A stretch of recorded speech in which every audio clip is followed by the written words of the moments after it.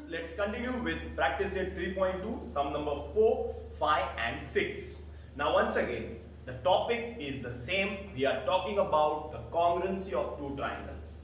Now here there are two triangles, LMN, PMN. So I can write in triangle LMN and triangle PMN. चलो congruent parts तुम्हारे आंखों से दिखते हैं क्या? देखो, चलो देखो, ये देखो ना, एक मार्क है, दो मार्क है, दो मार्क है, अरे बराबर ना। तो एक एक मार्क वाला पहले देखते हैं। Seg LM congruent to seg PN। Okay, अभी दो दो देखो, seg LN congruent to seg PM। अरे बराबर है। तुम लोग बोलेंगे कि सर यहाँ पे तो दो ही मार्किंग्स दिया है, ओनली टू मार्किंग्स, और टेस्ट में तो तीन तीन होता है, SSS, SAS, ASA, हाइपोटेन्यूज। अरे बराबर ना, तो यहाँ पे दो ही मार्किंग है। तो लोग बोलेंगे सर तीसरा मार्किंग किधर है? तो तीसरा मार्किंग करने की जरूरत नहीं है, क्योंकि ऑलरेडी वो तीसरा मार्किंग तीसरा कॉमन पार्ट है। देखो ना, LMN बैठा है MN पे, PMN वो भी बैठा है MN पे, तो इसका मतलब MN जो है, seg MN is a common side for both the triangles LMN and PMN. So I can write, therefore seg MN is congruent to seg MN, reason common side. Therefore triangle LMN is similar to triangle PMN by SSS test. कौन सा test? SSS test. Okay, SSS AAA, तीन side हो गए। अभी कितने angle बचे? तीन angle. तो चलो तीन एंगल मैं लिखता हूं, remaining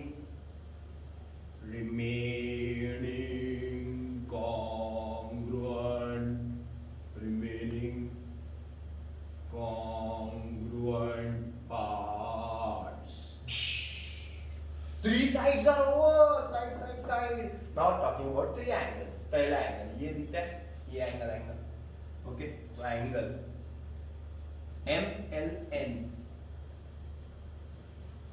congruent to MPN।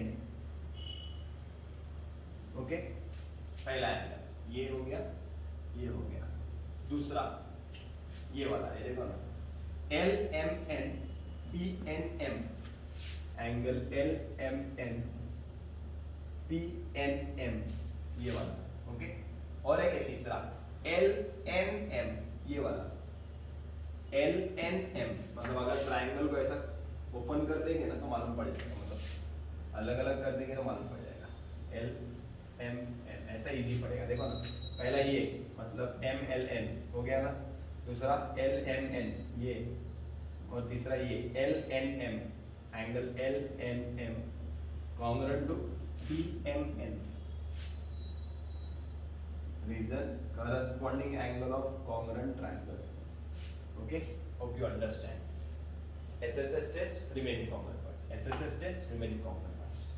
In the next question, we are supposed to prove that these two triangles are congruent to each other. So I will write the proof. In triangle ABD and triangle CBD, there are two triangles.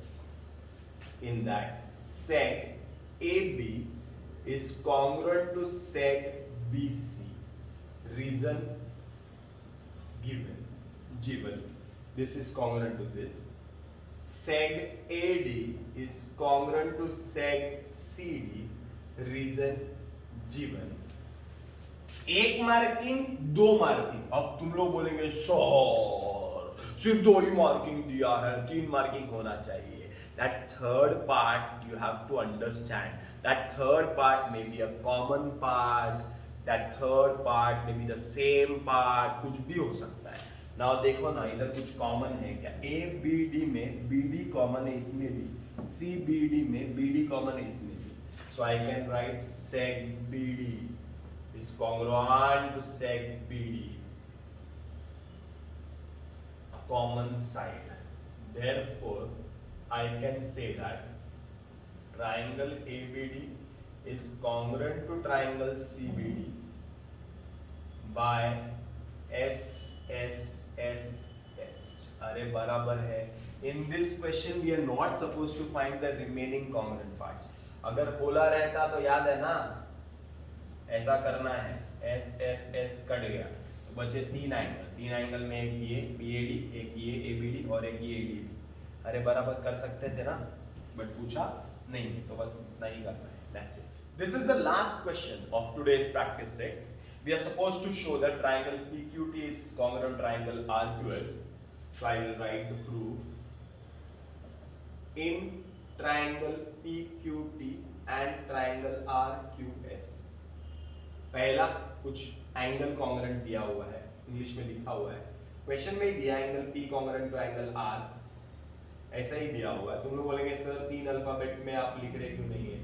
Already P और R दिया हुआ है तो मैंने एक ही alphabet में लिख दिया. फिर दूसरा दिया हुआ है, देखो ना क्वेश्चन, देखो ना, sec PQ is congruent to sec QR, ऐसा दिया हुआ है, रीजन गिवन. दो कॉन्ग्रुएंट पार्ट्स दिए हुए हैं, तीसरा कॉन्ग्रुएंट पार्ट हमें फाइंड करना है. तो एक काम करेंगे, तो डायग्राम लुक्स कंफ्यूजिंग. तुम लोग बोलेंगे sir oh my God so difficult is a diagram. अरे कुछ डिफिकल्ट नहीं, ऐसा अलग कर दो ना, ऐसा कर दो ना, so you will find it very simple. This is P, this is Q, this is T. Okay, और इसको भी ऐसा करना है तो कर दो, ऐसा कर दो. This is R, this is Q and this is T, this is T, this is congruent to this, ऐसा दिया हुआ था. This angle is congruent to this angle, ऐसा दिया हुआ, बराबर. तीसरा कॉन्ग्रुएंट पार्ट ढूंढना है. तीसरा कॉन्ग्रुएंट पार्ट है ना, ये देखो ना, दोनों ट्रायंगल है ना ओवरलैप कर रहे हैं. एंगल Q इसमें भी है, एंगल Q इसमें भी है, दोनों में एंगल Q है. तो ASA, सो एंगल Q मतलब PQT congruent to RQS. Reason common angle. Therefore, triangle PQT is congruent to triangle RQS by ASA test. Which test? ASA test. कौन सा test? AS. Hope this is clear.